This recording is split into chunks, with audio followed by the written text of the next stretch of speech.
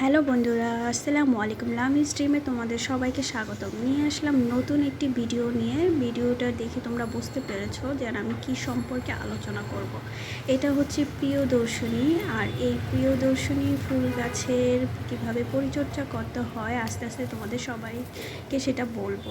এই বৃষ্টির সময় প্রিয়দর্শিনী ফুল গাছের একটা সমস্যা হয়, যেমন মিলিবাগের আক্রমণ হয় আর লাল মাকড়সার আক্রমণ হয়। আমি সাধারণত এই দুইটা আক্রমণেরই দেখেছি আমার গাছে। আর কী কী আক্রমণ হয় আমি যা বলতে পারছি না। বৃষ্টির সময় অনেক তো পোকামাকড়ের আক্রমণ হয়। এই যে দেখতে পাচ্ছ লাল যে পাতাটা, এটা হচ্ছে লাল মাকড়সার আক্রমণ।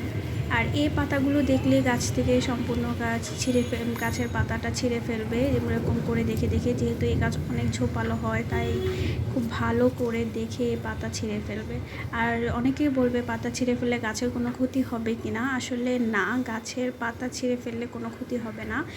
যদি তোমরা গাছটা দেখো যদি অনেক পাতায় ঝোপালো হয়ে গেছে, তাহলে তোমরা নিচের দিকে যে পাতাগুলো থাকে তোমরা ইচ্ছে করলে ওই পাতাগুলো তোমরা একটু ছেটে দিতে পারো। এতে গাছের গোড়ার মাটিটা আলো বাতাস ঢুকবে, সুন্দর রোদ পাবে। এতে তোমার গাছও সুস্থ থাকবে আর ফুলও বেশি পরিমাণে পাবা।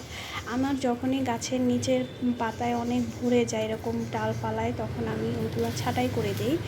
আমার গাছটা সব অনেক ঝোপালো ছিল, আমি মাঝে মাঝে এগুলো সব কেটে দিই। আর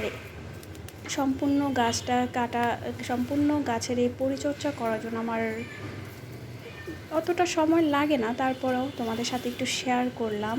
দেখো, আমি সাধারণত এই গাছে এতটা পরিচর্যা করি না, অত সার দিই না, কিছু দিই না, জাস্ট ঘরোয়া টিপসে আমার গাছে মাশাআল্লাহ দিলে অনেক ফুল ফোটে। এই নিয়ে 3বার ফুটছে দেখো। আর যখনই ফুল ফোটা শেষ হবে তোমরা এই স্টিকগুলো কেটে দিবে, দেখবে নতুন করে কুড়ি এসে আবার ফুল হচ্ছে।